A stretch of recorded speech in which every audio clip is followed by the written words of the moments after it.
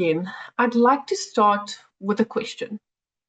How many of you have ever wished you could see everything happening across a landscape at the same time, where wildlife is moving, where threats are emerging, and where management action is needed most? For conservation practitioners, researchers, and protected area managers, having access to that information in real time can make a tremendous difference to decision-making and field operations. Today's session explores a platform that helps make that possible. My name is Maret Kotze, and I am part of the Share Africa team, and it is my pleasure to welcome you to today's workshop, Introduction to EarthRanger and its Practical Applications for Invasive Plant Management. Today, we will be introducing you to EarthRanger, one of the world's leading conservation technology platforms. EarthRanger brings together information from GPS trackers, camera traps, sensors, weather stations, and many other data sources into a single operational dashboard. By doing so, it helps conservation teams monitor ecosystems, coordinate responses, and make informed decisions more effectively. We'll begin with an overview of the platform's key features and capabilities, and then look at a practical example of how organizations are using EarthRanger to support conservation management in the field. It is now my great pleasure to introduce you to today's speaker, Mathias D'haen. Mathias is a conservation professional and spatial analyst whose career has taken him from giraffe research in the Democratic Republic of Congo to supporting park management and anti-poaching operations across some of Africa's most important protected areas. He has worked extensively with GIS, aerial imagery, GPS collar data, and satellite-based monitoring systems, and has played a key role in establishing and strengthening conservation monitoring operations in the field. His expertise sit in the intersection of technology, spatial analysis, and practical conservation management, making him ideally placed to introduce us to EarthRanger. So please join me in welcoming Mathias. Mathias, I'm going to hand over to you now. Thanks, Maret. Thanks for the introduction. As you said, I was previously a biologist by education. I was previously working for African Parks, working mostly in the projects in Central Africa. I was overseeing all of the technology systems in the different projects in Central Africa. But today I would like to take you through the EarthRanger platform. I'm acting as the partnership manager for the EMEA region, being Europe, the Middle East, and Africa.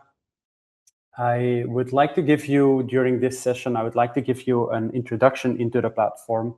So I'm just going to take you through all of the different features of the platform, but also talk a little bit about EarthRanger as an organization, where we've come from, and why it is that we can offer the product freely. I will be starting with a quick introduction into the organization before having a look at the more practical, pragmatic side of things and actually present the platform. But so EarthRanger is actually a product of AI2. AI2 stands for Allen Institute for Artificial Intelligence. Allen comes from Paul Allen, who is one of the co-founders of Microsoft, who set up a philanthropical fund that is covering all costs of EarthRanger. So it basically means that all costs associated to the development, the hosting of the product are fully covered by that philanthropy. So we can offer the product freely. So that is there is one condition though, and that is that the organization contributes to nature conservation. So for us, it doesn't really matter if the organization is a for-profit, a non-profit, a governmental organization, or another type of organization. For us, it truly matters whether that organization is benefiting conservation. Maybe also important to note, because I see that this often raises some skepticism with some of the users or people interested in the platform. So, and I think that that comes from from the fact that people are familiar with the Facebook model, where people say if you don't pay for the product, you are the product. I can tell you that that is not the case with EarthRanger, as in we will provide you with a platform. We will launch the platform for you, but you as the data collector are also the owner of the data. So if you decide at one point that you no longer want to have your data on EarthRanger, of course, you can ask for your data to be deleted. So we'll look into what EarthRanger is exactly just now. Just a little bit more about the background of EarthRanger and where we're at 11 years after its origin. So last year was the 10th anniversary of EarthRanger. I think we can say that we've come a long way. Yeah, so currently we're tracking, or at least in 2025, we were tracking 14,000 animals in real time, 36,000 animals with tracking history, 11,000 rangers tracked in real time, 39 million observations by field personnel, and 2.5 billion sensor data readings. And I'm sure that these numbers have increased quite a lot since last year. But just to say that, yeah, that we've come a long way, especially in Africa. We see that it's a platform that is used a lot by many nature conservation organizations. So this is the team. We're 55 people in total. So the team is based, or at least a majority of the team is based in Seattle. That's also where we've got our head office, in Seattle in the US. But we basically have people based a little bit everywhere. So we've got people based in Australia, in India, Mexico. There's another colleague and another ex-colleague of mine that now also joined EarthRanger, who is based in the Netherlands. I'm based in Belgium. And so the majority of the team is working on the development of the platform, or the different systems, I should rather say. We also have quite a large support team, and I'm part of the partnership team. So apart from EarthRanger as a web application, we also have a mobile application. We also have Ecoscope and Gundi. But I will talk about those different systems just now. And then before we dive in, just a little word about all of the different sites, or just showing you this map where you can see all of the active sites. So again, and I think this is a little bit outdated. Yeah, so it's a few months old. Since then, we've had quite a few more sites coming through in Europe. But as you can see, the focus is really Eastern Africa, Southern Africa, Central Africa, also quite some sites, Asia, America. In Europe, I think we still have a long way to go, but we see that we're building momentum now. We also have 16 national adoptions. So just over the last 2 weeks, we signed an MOU with the government in Senegal and Ivory Coast, where they've decided that they will roll out EarthRanger in all of the protected areas that they've got. Okay, and so then finally also the different use cases. So we see that about 36% of the people using EarthRanger are using it to its full capability, or are making use of all of the different aspects of the platform. So they are using it as full protected area management. So they're using the integration part of things, also the data collection part of things. We also have people that are just using EarthRanger for integrating their animal collars, and then we also have about 35% of the users that are using it just for data collection. Okay, so I think I wanted to limit the theoretical part of the platform as much as possible. Let's just have a look at the practical side of things. So if all goes well, you should be able to see my browser now. So I'm just going to walk you through a demo site that we set up. So this demo site specifically is easterisland.pandas.org. So this is a demo site. So all of the data that you will see is non-existent. It's all just demo data. But so basically, the process for an organization that wants to make use of EarthRanger is they reach out to me or one of the other colleagues of the partnership team, and they will ask, they will ask for access. We then engage with them. We talk with them about how is it that they're they're hoping to make use of EarthRanger. And then we generally set up a platform to them or set up a platform for them and hand them over admin credentials so they can then create new accounts to that platform. So really look at EarthRanger as an operational platform in which you can plug in all of your different data sources. So think of your camera traps, think of your colored animals. Maybe you've got vehicle tracking systems or aircrafts that are using tracking systems. So all of those data sources can be brought together in your EarthRanger platform, but also you can use your EarthRanger platform to collect data. You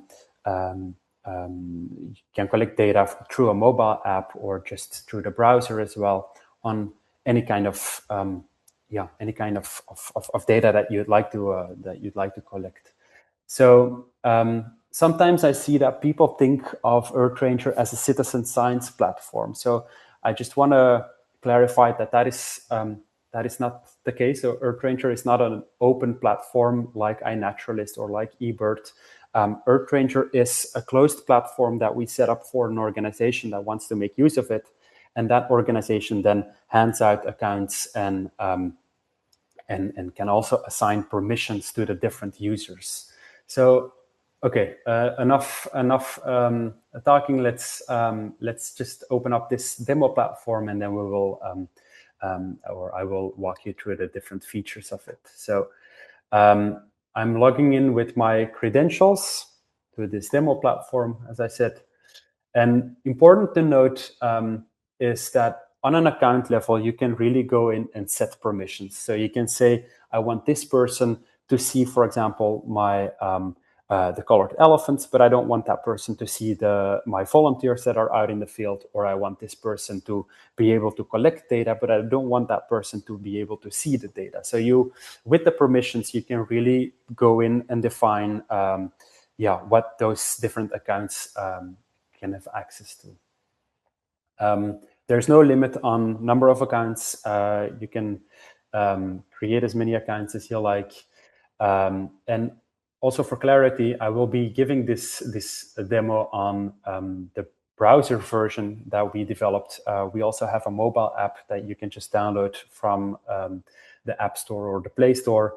You can log in with your credentials in that mobile app and then go out in the field, collect your data. If there's no connectivity, that data remains in the outbox. Once you're connected back to the internet, that data is then going to sync with your EarthRanger platform. But so, as I said, Easter Island, our demo environment, this is how the user interface looks like, which is what we will be focusing on during this session. So what is it that you can do with our platform? So there's a couple of basic features here in the user interface. So you can change the base map, for example. You can just switch it from a terrain map, from a Mapbox terrain map, a type of base map, to a satellite-based base map. Or satellite imagery base map. You can add other base maps as well. If you develop the base map yourself with fire data, for example, you can also bring in other base maps. There's this measuring tool as well, which you can just quickly measure distances. This is a print function, but it basically just takes a screenshot. I must honestly say that I've never used this function. This is a time slider function. But let's not focus too much on these details. Let's look at the different pillars of the platform. So I always look at EarthRanger as a platform with 4 different pillars. So the first pillar, I would say, is data collection. So, and that is, to what I understand, probably the most important aspect to the students of TUT. As they will be focusing on data collection for in the context of invasive plant species or invasive plant species management. So data collection really is the first aspect of the platform. So if you want to report on an event, you can just click on this blue plus button here, where you can, which will bring up a new window that opens where you can find the event type that you're hoping to report on. So let's say, for example, you want to report on a carcass that was a carcass that you encountered. So you click on that event type. So when I say event type, other people would probably refer to it as a form or a survey, but the EarthRanger word for it is event type. So each of those things are event types, and when you fill in an event type, you actually have an event that was created. So the reason why I'm clarifying this is because I will be using this terminology a bit more later on in the presentation. But so these 4 questions that you see here on the top are default questions, as in each event type is always going to have these 4 questions. So the first question being reported by, which is going to show a list of all of the people associated to your platform. So you can say, okay, Ranger Sarah reported this carcass. You can fill out the coordinates. You can select the coordinates from the map, or you can just enter in coordinates. You can use a different coordinate format as well. You can set a color code. So you can say, okay, this is, for example, if it's a carcass of a bushbuck, then perhaps it should be given not such a high priority as if it were a carcass of an elephant. So you can set a color code to the event, and then there's also a date and timestamp. So here, what follows are other questions for your event type. So here, first question is species. So this, as you can see, it has a little asterisk. It's a mandatory question. But basically, it is important to keep in mind that the idea is that each organization is going to develop these event types themselves. So when we launch a platform for an organization, we will automatically assign a number of event types to that platform. But the idea really is for the organization to develop those forms themselves. So I will show you later on how you can quickly create those event types. But yeah, as I said, it is really the idea for each organization to go and develop, to go and build their own event types. It's very easy to build them, and yeah, it is important to know that we have different question types, of course. So this is what we call a single choice question. But you can also have a multiple choice question where you can choose from where you can select different options. You can have a free text. You can have a numerical field. You can also build more complex event types by making use of conditional questions, where you would have, for example, if the answer to this question is this, then bring up this question. So that way you can really start building more complex event types. So you can also add a note to that event or an attachment, such as a PDF file or a photo, for example. And once you filled out all of those details, you can then save it. I'm not going to do that in this instance, but what I wanted them to focus on is once you've reported a bunch of information, a bunch of those events, you will see that they will appear in this panel on the left here. So you can, on events, you can just see all of the events that are added to your platform, and you can filter through them. So you can say, for example, okay, now show me, and let me just switch off the subjects on this map. Otherwise, it's going to make the map look too cluttered, I think. But if you say, for example, okay, I wanna generate a map of all of the arrests over the last 3 months, for example, so you can filter out your data. You can then click on that data and see what details were filled in those forms. Yeah, and then it is also very easy to export that data. So if you want to use that data, for example, in QGIS, ArcGIS, or want to do any kind of analysis on it, or just export it to share it with someone else, you can just go here, click on field events, which is then going to export it as a CSV file. So it's very easy to export that data. I want to pay special attention to the fact that you can also collect data for polygon event types. So it shouldn't only be point data, such as with a carcass or a gunshot heard or a snare found. It can also be polygon data, and I think that one is especially important for people that are hoping or people that are working on invasive plant species management. So you can also develop forms with polygon event types. So let me just find one in this list. I believe the event type invasive plant species is one. Seems like wanted to refresh. Invasive plant species. So you can see that this one here, instead of just choosing a point on the map, you can actually draw a polygon. And so now that I'm in the browser, yeah, this is how it's appearing. But obviously, when you're collecting that data, making use of the mobile app, you will be able to drop a point at the different edges of the polygon. So you'll be able to define exactly when you're out in the field. Okay, I've got a patch of chromalina, for example, and I want to draw that as a polygon. Yeah, that's I think especially useful for people that are doing reforestation or invasive plant species management. Okay, so I think it would be, I mentioned it already, but I just want to quickly show you how easy it actually is to develop event types yourself. So I don't want to focus on it too much, but so this is the admin interface of the platform, and I just quickly wanted to show you how you can develop new event types. So as I said, when an organization requests an EarthRanger platform, we generally assign default event types to that platform.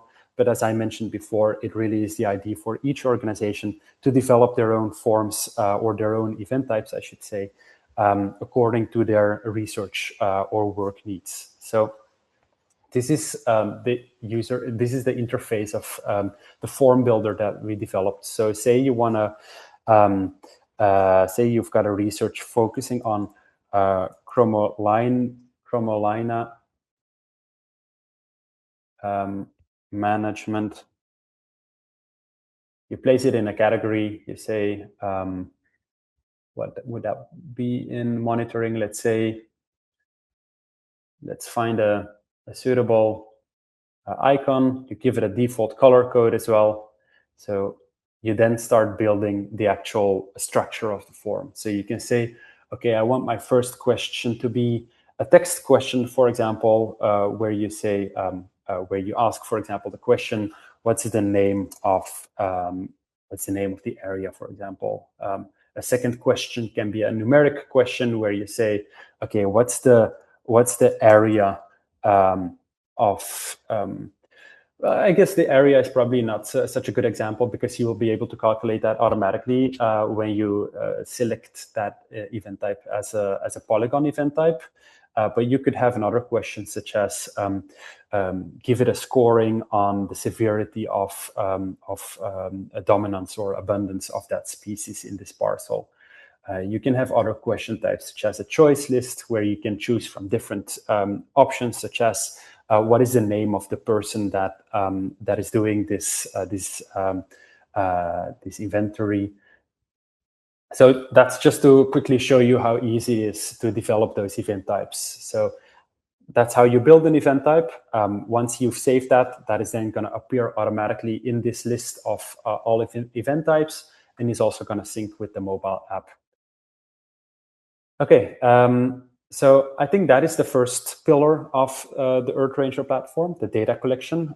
And again, I think that is probably most relevant to people doing invasive plant species management. But I also just quickly wanted to talk about the other features of EarthRanger.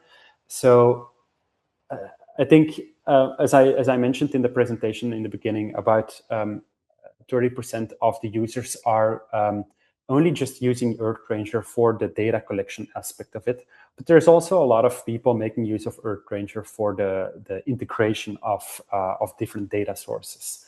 So for example, you want to see data collected or iNaturalist events, for example. So that can be integrated. Or maybe you want to integrate Global Forest Watch, which is automatically scanning for deforestation events, tree felling events, which can automatically come through in your EarthRanger platform. So there's other data sources that can be integrated, such as the NASA bushfires. Camera trap data can be integrated, acoustic sensors, weather stations, Garmin devices, Motorola devices. So we developed more than 150 integrations that can be pulled into EarthRanger. If you're curious to know what those integrations are, I invite you to go to the earthranger.com website, where you can find under integrations what integrations we actually developed. But so iNaturalist, for example, will come through as such an event. So this is all of the metadata of your iNaturalist event. The photo is going to be associated, is going to be added to the event as well. Camera trap is another one.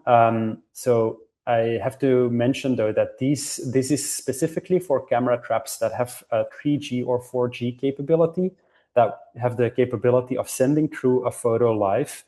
That photo is then being sent to a partner organization of ours. They are, by the way, also financed through the same philanthropy.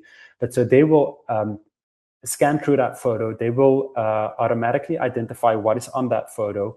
And if that is of interest, it can then be pushed through to your EarthRanger platform. So in this instance, there's a person and a dog on that photo. It will then come through as an event tagged person dog into your EarthRanger platform. Yeah, there's many firms. This is a firm's event that came through with the metadata. Global Forest Watch, eBird. This one here is a skylight event, which automatically picked up on a fishing activity. What is perhaps also interesting to mention is the fact that you can even take it one step further. So you can even say, okay, now that an event was automatically created through one of those data sources, I want that then to be pushed out as an alert. So under settings, you can actually set alerts. So you can set WhatsApp or email or SMS notification alerts to be sent out, and you can then set you can then build conditions or alerts. So you can say, for example, okay, each time a carcass is reported or a patch of chromalina has been reported, I want to receive that as a WhatsApp message in my through WhatsApp. And you can also assign all kinds of conditions to that. So basically, each of the fields used in the different event types can be used as conditions. So if you say, for example, okay, I want to receive carcass alerts, but only for carcasses of rhinos or elephants, but not of bushbucks and antelopes, then you can set those conditions as well. Or you can even set time schedules where you can say, okay, I want to get an overview of all of the carcasses reported, but I don't want to receive a message of this anytime. I want to get a summary of all of the events reported throughout the week on a Monday morning at 9 o'clock. So you can set such time schedules. Yeah, so this is these are the events.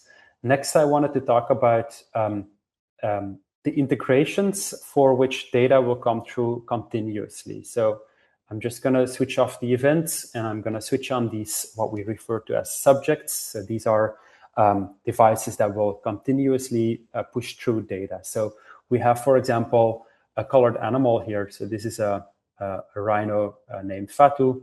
So you can see that this animal has a tag on, and the tag lasts a GPS transmitter, and the GPS transmitter sent through its last position about 2 minutes ago.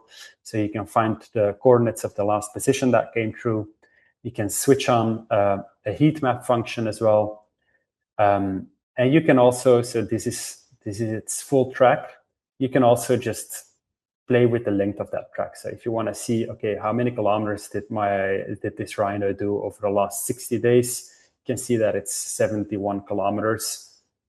You can also change the visualization of that track. So you can say, okay, I want to, so what movement was done by that rhino during what times of the day? So this is just giving you an overview whether it was mostly day active or night active. So these are, a bunch of default settings that are mostly useful for colored animals. But also if you're making use of, the mobile app, but also if you have Garmin InReach devices that you have, and those can also be integrated. So here we have Ranger Sarah, for example. You can see her how she's been patrolling, where she's been. So this specific device is a Garmin InReach device. I know that because there is a messaging function here, so you can also bring up the message history. So see, there's no messages sent from that device, nor are there any messages from that device. Let's see if Ranger Lee sent any messages. No. Ranger Mwanji. No. Yeah. Well, in any case, you can also integrate the messages sent back and forth from those Garmin devices. Same as for aviation, if you're making use of spider tracks, for example, or if you've got vehicle tracking systems, those can be integrated as well. Weather stations can be integrated. So this is a weather station. You can check out the historical data. Also, if you want to start making use of EarthRanger and you have historical data that is not on EarthRanger already, we do have scripts and means to import that data. So please just mention that when you reach out to us. I have historical data and want to bring that in. That is not a problem. So we can definitely do that as well. So that's with regards to the subjects and the data integrations. What is also important, and that I think is a third pillar, are the analyzers. And so this here, for example, is one analyzer that is called a geofence. So a geofence basically is a boundary that you define on a map, for which you say, each time one of my colored animals or one of my subjects crosses that boundary, I want to receive an event about that. So this is especially useful for human-wildlife conflict mitigation. So we have a lot of projects in Central Africa where they have, also in Eastern and Southern Africa, where you have elephants approaching villages, raiding crops. So each time one of your colored animals, or even lions approaching villages to come and kill cattle, for example. So if you want to receive events when one of your colored animals crosses that defined boundary, that is possible through a geofence analyzer. But also in Europe, we see that there's different use cases. We have, for example, an organization that is monitoring vultures. They've got more than 120 vultures colored. So they set up geofences around wind turbine farms, and you can even associate other parameters to those analyzers. So you can say, I only want to receive a notification if a colored vulture comes close to a wind turbine and if it flies at the relevant height of that wind turbine. But there's other analyzers that we can put in place, such as a low battery analyzer, where if the color goes below a certain voltage threshold, you're going to receive events. We also have immobility analyzers, where if we see that the animal stops moving, it is going to trigger an event as well. So basically, any data collected by your colors can be used to set up analyzers. So that is a relatively new feature. Before, we were quite limited with those analyzers. But I personally see a lot of potential in those attribute analyzers, where we can go in and personalize basically the analyzers.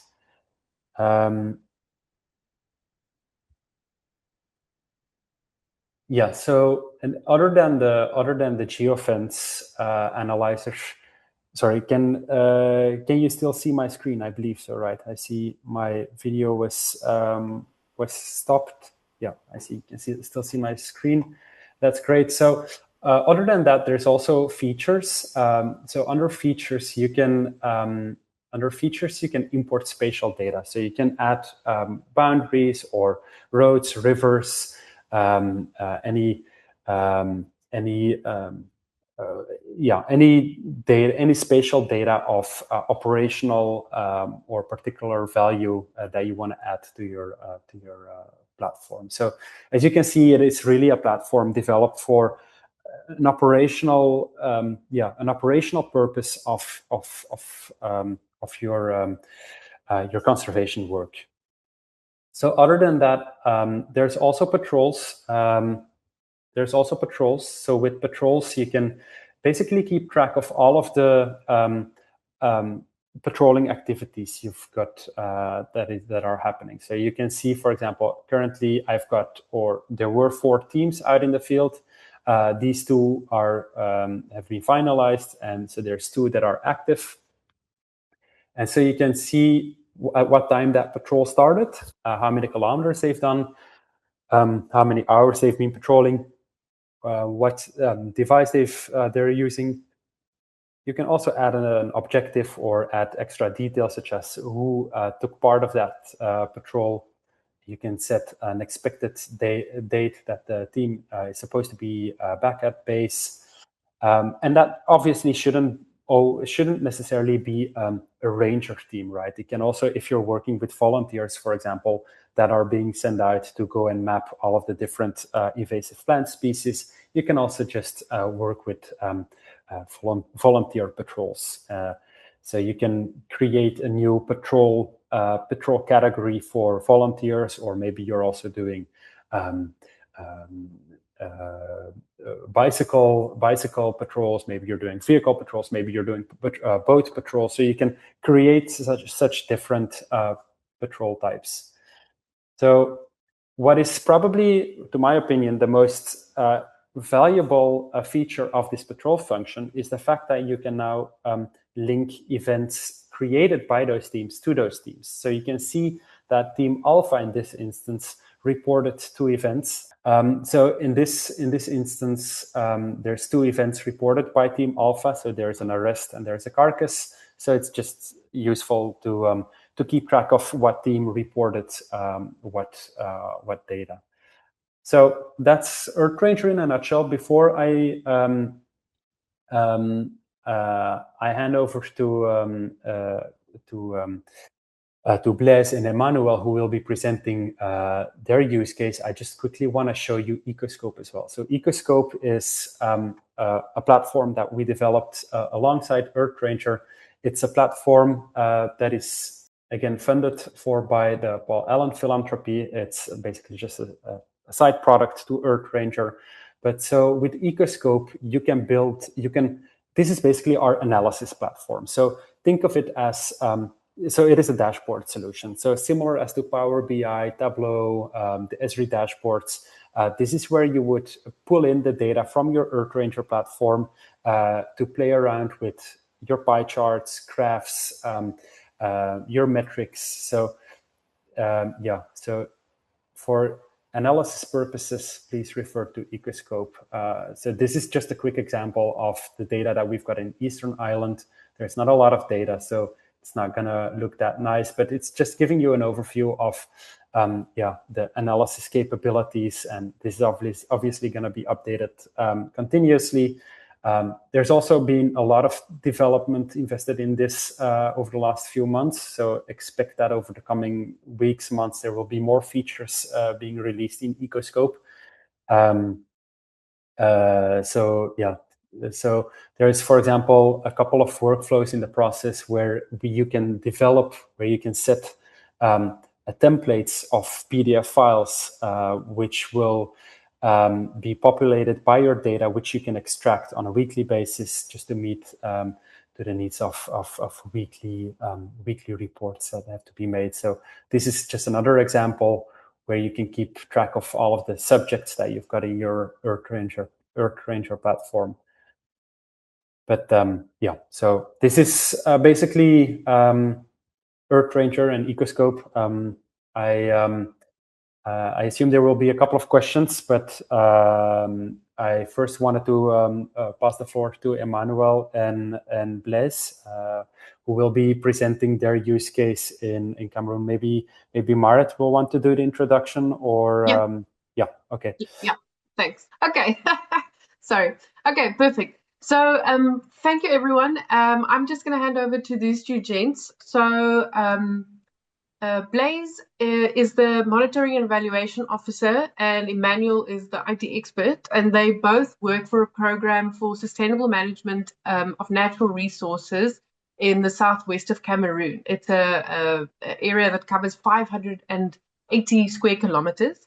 They are taking care of the management of Mount Cameroon and have started using EarthRanger since last year, August. So they're also still new to it, and I'm sure it's learning new stuff every day.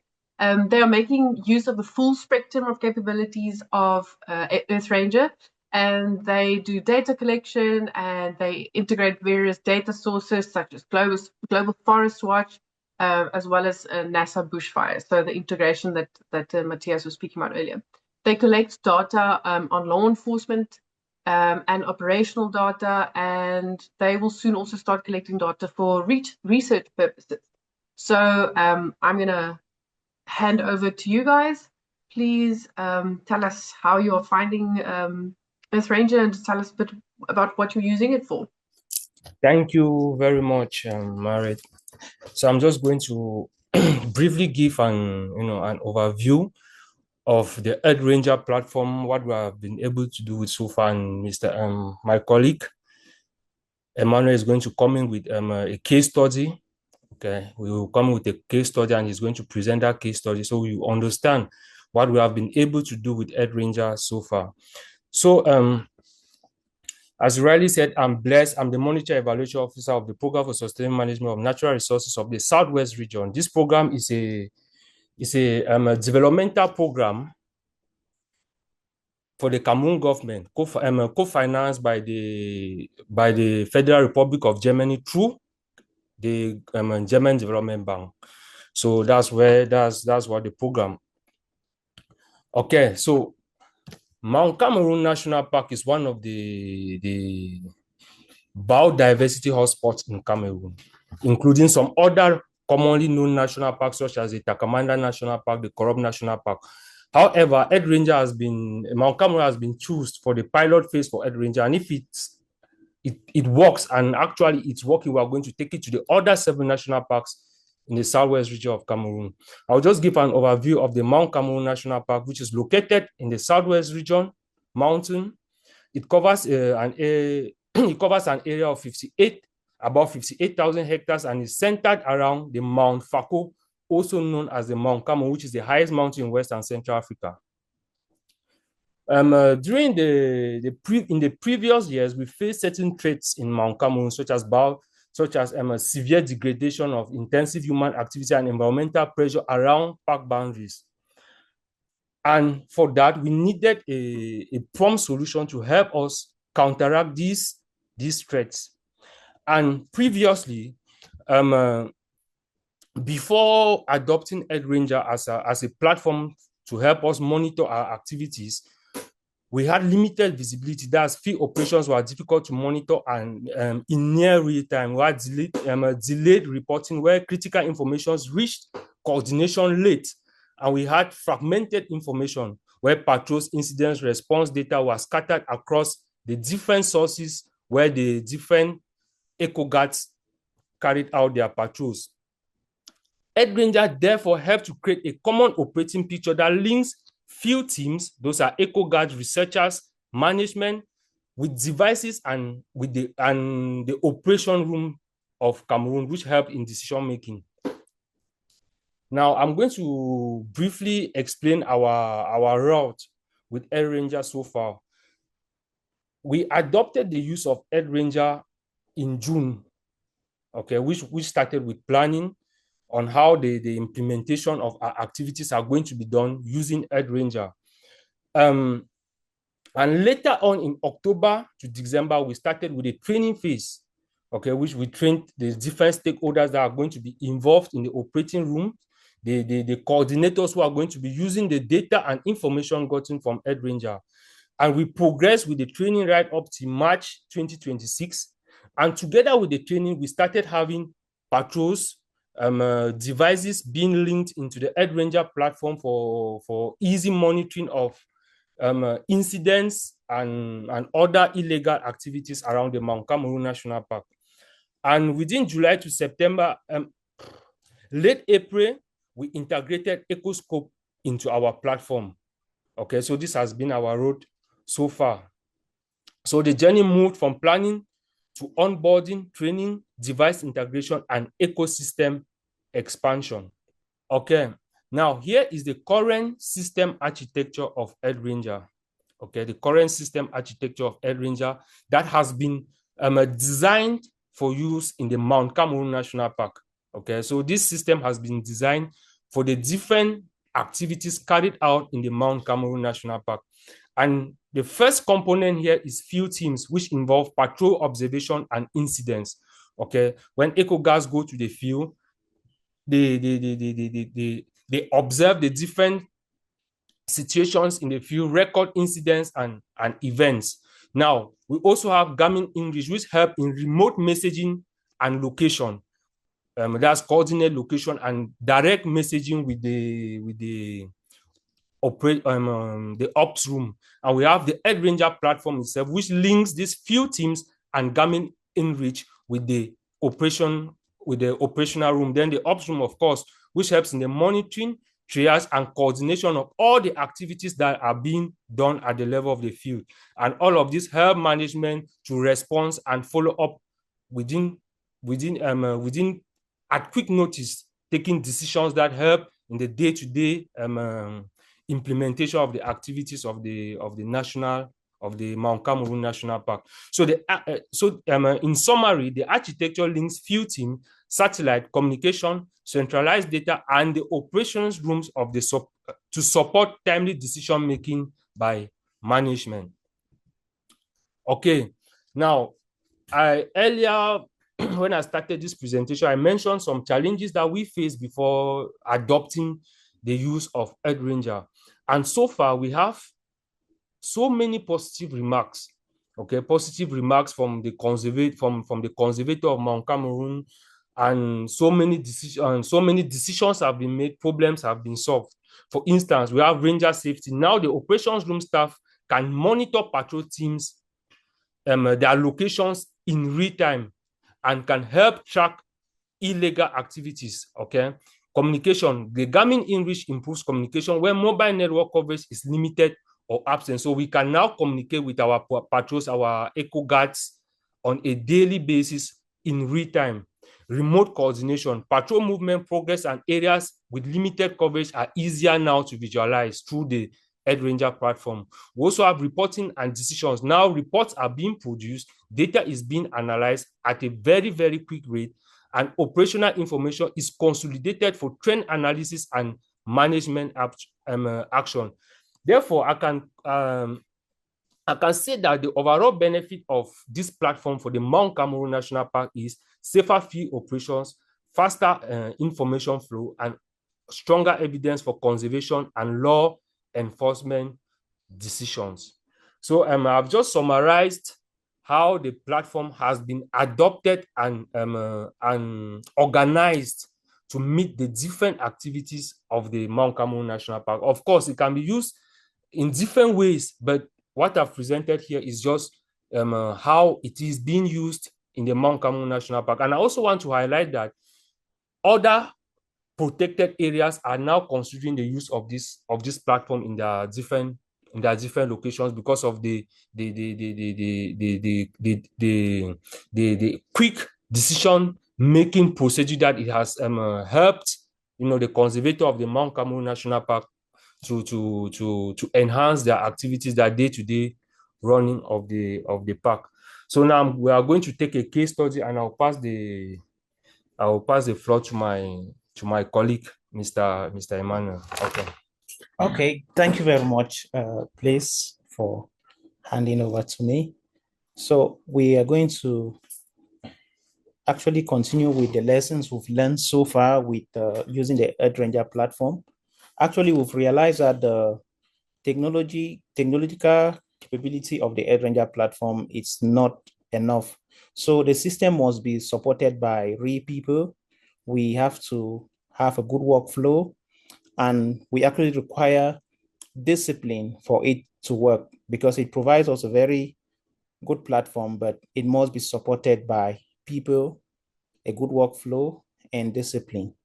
Real-time visibility actually improves effectiveness. Given that we are in a mountainous region, which was actually difficult for us to receive information. There were times when rangers will suffer accidents in the field, and before the information will reach mainland, the casualties may have increased. We had an incident where an elephant actually killed one of the rangers, that if the information had reached the controls room in time, the ranger could have been rescued. So this has really been helpful. So to actually implement EarthRanger fully, we actually have to work with a standard operation procedure, which we are currently working on one. And we actually need continuous training. Like Mathias mentioned, the EarthRanger, we are seeing updates every day, new features coming up. Ecoscope updates are just flowing in daily. So we need to continually train our staff to make effective use of the platform. And lastly, Mathias equally mentioned about the integration. Like EarthRanger now has the possibility to integrate about 150 different devices for sensing and reporting. And having just EarthRanger without integrating communication devices will not actually make it effective. So now we are going to move to the case study. What you see here now, it's our platform, our EarthRanger platform of the Mount Cameroon National Park. And based on the topic of interest for the students and other participants, talking about invasive plants in Africa, we narrowed down to an event that can be related to that. So the events you see on the screen are actually events we've gotten from the Global Forest Watch that is integrated on our platform. It actually monitors our protected area and report events where trees are disappearing that can be due to human activities, wind activity, or certain death of the plants. So just to put it in perspective so that the students can better relate, you can paint a picture of these events coming from the Global Forest Watch as though they were invasive plants, right? Which maybe a team can go to the field and they actually report the locations where they are found, and they inform management for eventual action. So the Global Forest Watch actually scans the protected area from the satellite and report the absence of trees that were previously there. So that way, we can know in real time where deforestation is occurring. In the case where there were invasive plants, this could be reported by human beings or different sensors that are integrated on the platform that monitors and report all of this in real time. Now, when all of the events comes in, it is now analyzed and reported through the other platform called the Ecoscope that Mathias equally spoke about. Now, you can see a screenshot of Ecoscope right there. I will switch to Ecoscope so that you see more of the data.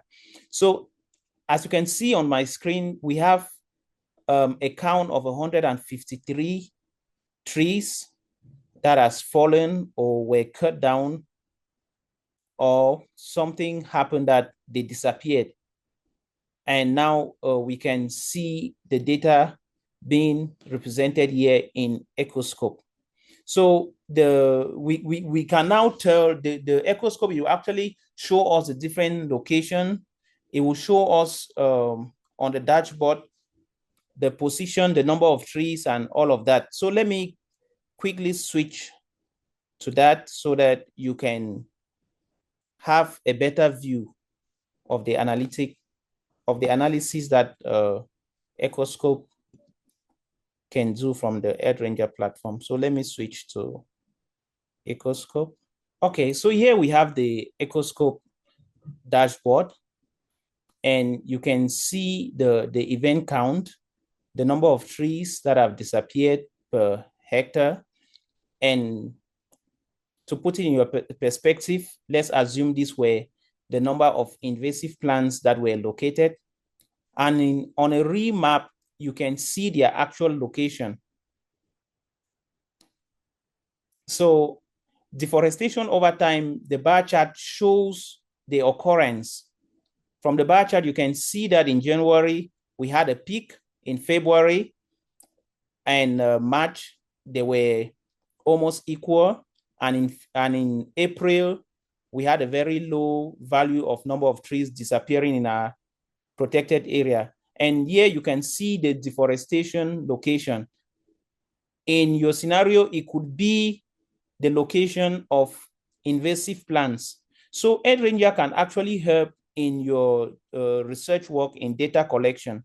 All we need is a required sensor to be present at the point of data collection, inputted into the platform, and you have very, very insightful data that can help in decision making. Now you see the last dashboard that shows the deforestation sum, which could equally be the invasive plant sum, and it shows you the density, how it occurs. Like you can see in the legend, it's showing you the blue representing 1 to 3 plants, 3 to 5 plants, and so on. So this way you can actually have full insight of where your research area is concentrated, where you can gain more data. So overall, EarthRanger with integration with Ecoscope gives you insightful information. The platform is really, really amazing. And the good thing is you can actually edit your dashboard to appear the way you want. The data, you can filter the data, you can choose a time frame, you can use different matrices to actually get what you want out of the system. So in conclusion, I will equally talk about the results we've gotten from the law enforcement part. So as you can see on your screen, these are ivories that were actually seized. And before now, we could only learn about activities like this when it was too late. But thanks to the EarthRanger, this particular operation was reported in time, and we recovered this amount of ivory, the same as all of these trophies that were recovered just a month after the ivories were recovered. For for the deforestation data that has been collected, decision is being made about it. But these are results that we've gotten so far from the law enforcement part of using EarthRanger.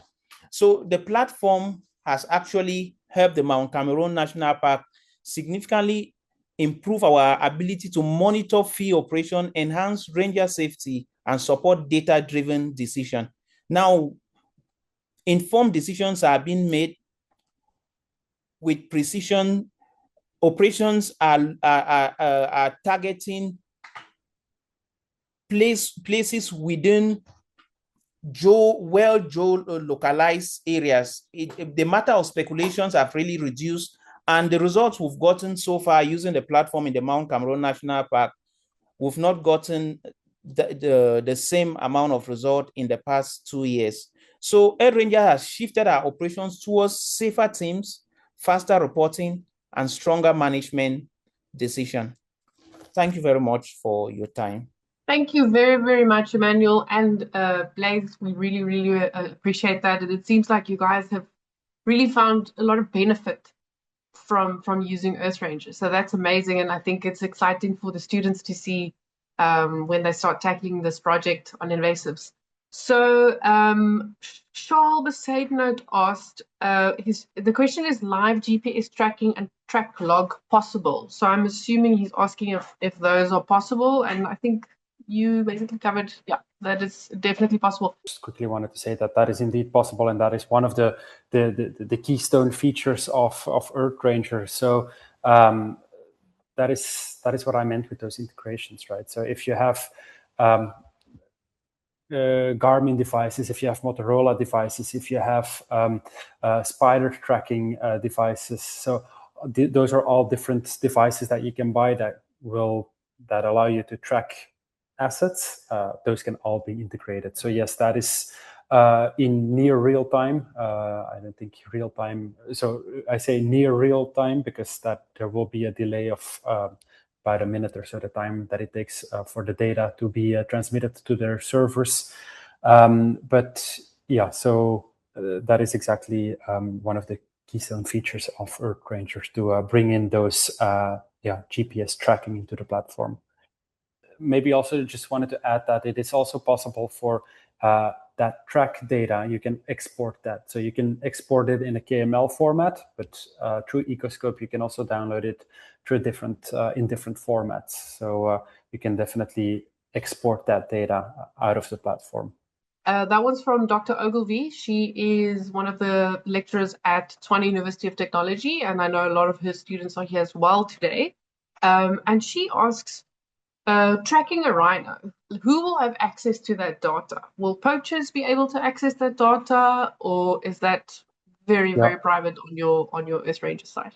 Yeah, sorry, I should have stressed that a little bit more maybe, but EarthRanger it's a closed platform, so it's not open to everyone. So when an organization reaches out to us and requests a platform, we set up that platform, but it will only be accessible to the people that you decide on. So if you say, okay, me and 3, 4, 5, 20 other colleagues need to have access, then that is how you would configure it. But no one else would have access other than the people that you as an organization decide on. So you even have the right to say that you don't want any of the EarthRanger support people to access your platform. So we generally don't access platforms unless there is a support reason. So if you're struggling with something and you want us to step in to assist with something technically, but you also have the right to block anyone else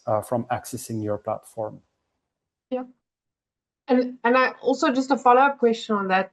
So if we're 20 people in an organization and everyone has access to the EarthRanger account, but I only want 5 people in the organization to see the rhino activity, I can also set it like that so that only those 5 people can access the rhino activity and the rest have So you that's can choose correct. who has access to what as well on the Yeah, site. that's correct. So you can really say on an account level what that person can see and access. So you can define that person can, for example, only see the rhinos but not the elephants, or is able to collect data but is not able to see that data that was collected by themselves or by other people. So you can really set those permissions on an account level. Yeah. The next question is from Nikita Farai.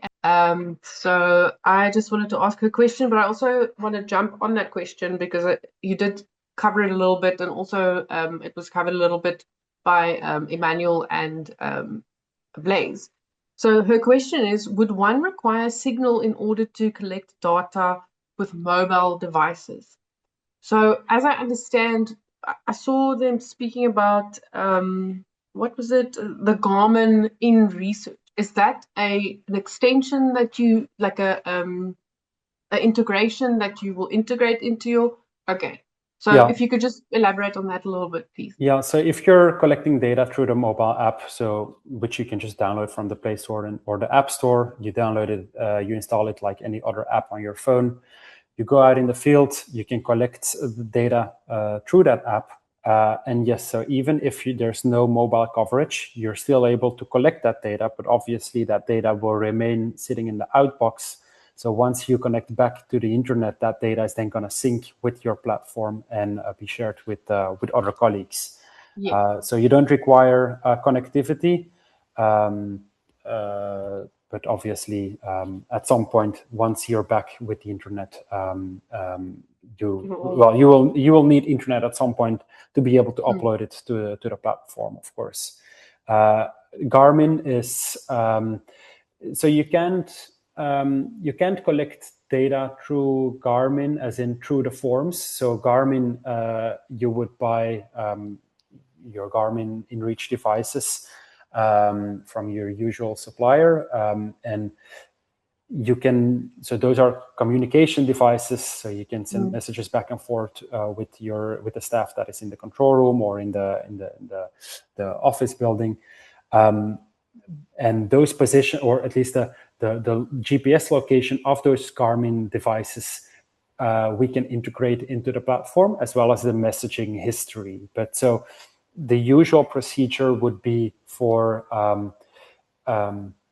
well, you decide on it however you like, but I see that mostly users will use their Garmin devices as communication devices for operational needs, or so if they've encountered, for example, something that requires immediate attention, such as a gunshot, they will report that through a simple Garmin device to the staff that is in the control room or in the office buildings, who will then be able to react on that. But you don't want to send messages for every wildlife observation. So you would collect that kind of data on your mobile apps, even if there's no mobile connectivity.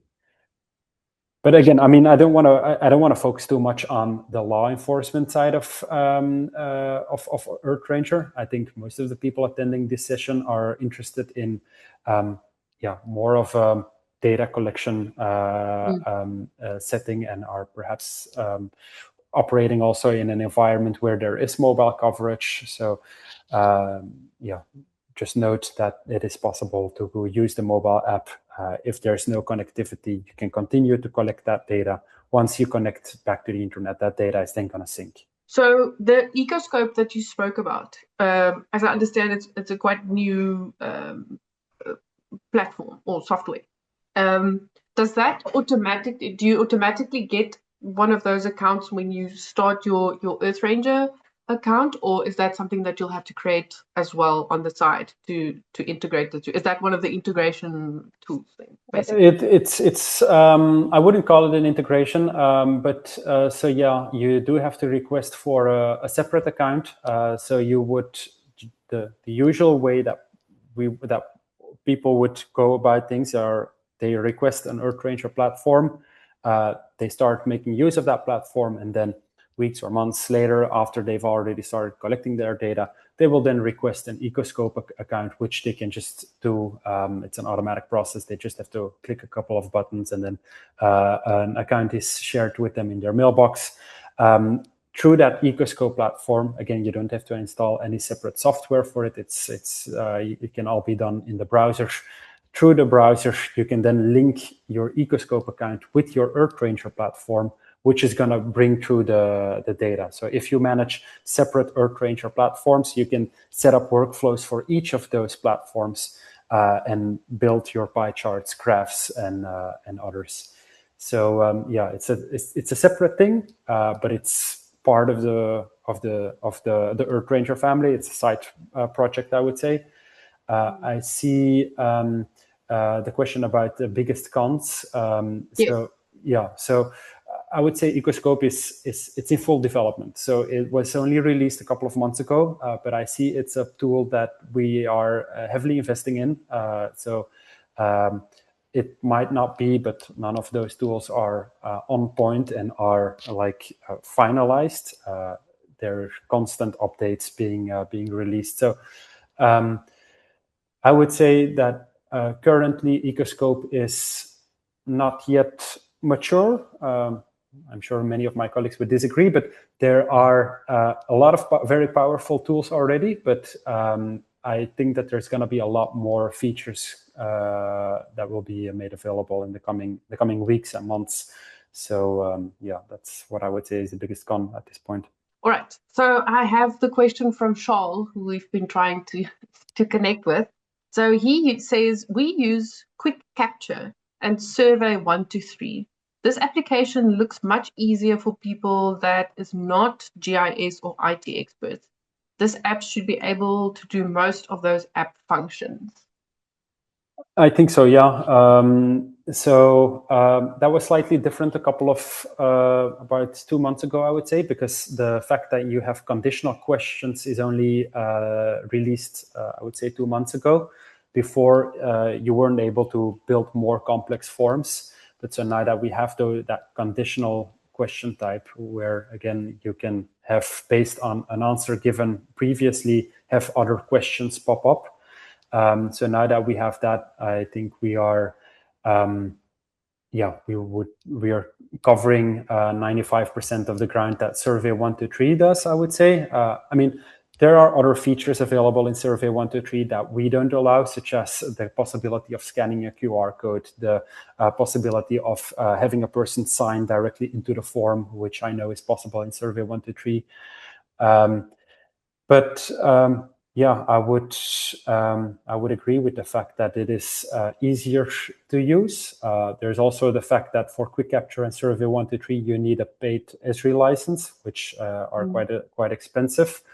And EarthRanger is absolutely free. Of course, that is for organizations that are working on in conservation. So that's, not everyone can make use of EarthRanger, only organizations that benefit conservation, as I mentioned. But yeah, I would say that it is more user-friendly, yeah. So is there training sessions available on this platform and to evaluate our basic data system? Yes, we are hosting online trainings. We are doing several training sessions per month. Some focusing on the user interface, others focusing on the admin side of things. We also have Spanish training sessions. We can also organize French training sessions, but that is more on demand. So yeah, we're doing training sessions to which you can just register. There is a question from Ishmael Baloy, and he says, how does EarthRanger support the enforcement of conservation policies on the ground? And what mechanisms ensure that data collected translate into real, veritable accountability? Yeah. No, I think that's a really good question. So we don't decide on what data an organization needs to collect. So we provide the infrastructure, we provide the platform to the organization, and then it is fully up to the organization to decide okay, what type of data do I want to collect? How do I want to structure that those forms? We can assist where possible, as in we work with governments also that are obviously following certain international standards, such as on the reporting of Mike, of the killing of illegal elephants, or the monitoring of illegal killing of elephants. So there's definitely international standards that we advise governments or large organizations on, but we don't intervene with how organizations structure their forms, unless there is technical limitations, of course. Then we can definitely steer those organizations in certain directions. All right. Yeah. Thank you very much. And then I see my colleague D'haen has a hand up. D'haen, please ask your question. Thank you. Yes, thank you, Mairead, and thank you to the team, Mathias and Les, Emmanuel, and Braze. Thank you for giving us a good presentation. And my question was about, I'm curious to know if EarthRanger are some organizations that are using it in invasive plant species identification, and if yes, how easy is to identify if it's water saint or if it's lantana in terms of mapping them within a park where they're located. And what are some of the factors that contribute to the image? Is it the app itself or the type of camera traps that are being set within a park or within an area? Yes, thank you. Yeah, thanks for the question. Yeah, so we are not like EarthRanger, where there is an algorithm linked to photos that you upload, and that is then going to automatically identify what is on that photo. So we don't do that. You can, of course, if that is a workflow that you would like, then you can obviously work through iNaturalist and have that data sync with your EarthRanger platform. So that's possible. But we are not an organization that is doing any kind of. We are not using AI for any of our platforms. We are not doing any image recognition ourselves. So on the specific example I gave for the camera traps, so the image recognition of the camera trap photos is being done by a partner organization, and they will scan what is on that photo, and that is then going to come through as an event in your EarthRanger platform. But so with regards to your question on automatic recognition of photos of plants, EarthRanger does not have that feature. Unless I misunderstood your question, but EarthRanger does not have the possibility of automatically identifying photos. So, and you can upload hundreds of photos to EarthRanger, but we're also not a photo library. So EarthRanger is not the right place to come if you want to upload 10,000s of photos or want to store all of your camera trap photos. So there's better platforms for that purpose. EarthRanger really is an operational platform. So you might want to pull through some camera trap photos of suspected poachers on photos, for example, or some cheetah sightings, some exceptional stuff. But it's not the place to store 10,000s of photos. Then there's a question from Tumi Shoba, and she's asking, is there a significant difference between Garmin, Ecoscope, and Smart? Yeah, I think that's a really good question. I wanted to thanks for raising this question, because I wanted to say a few words about Smart. First of all, Smart is has been around. For those who don't know Smart, Smart is also a software developed specifically for ecology conservation purposes, focusing on data collection and keeping track of, not in real time, but keeping track of kilometers covered by the different ranger teams or the different research teams. But so EarthRanger and Smart are fusioning. We are we've communicated this publicly a couple of months ago, and so EarthRanger and Smart are fusioning, and will be developing, or will be moving towards a fusion product, which will be rebranded as Circa. So there's there's that. Ecoscope is, as I said, the analysis platform associated to EarthRanger. Ecoscope and EarthRanger are going to be basically used as the foundation for Circa Web. So there's going to be different Circa tools. So there's going to be Circa Web, there's going to be Circa Desktop, which is basically going to be the updated version of what is currently Smart Desktop.